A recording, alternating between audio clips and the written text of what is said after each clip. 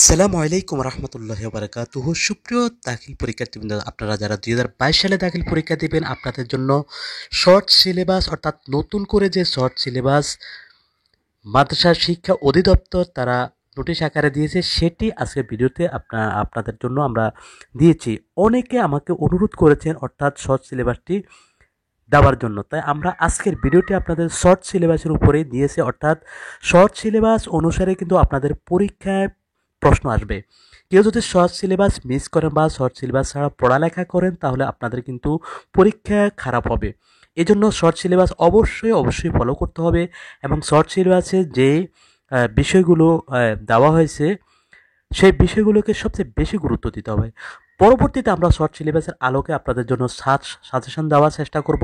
সেই সাজেশন অনুযায়ী ইনশাল্লাহ আপনাদের পরীক্ষা ভালো হবে যদি আমাদের সাজেশনগুলো ফলো করে থাকেন।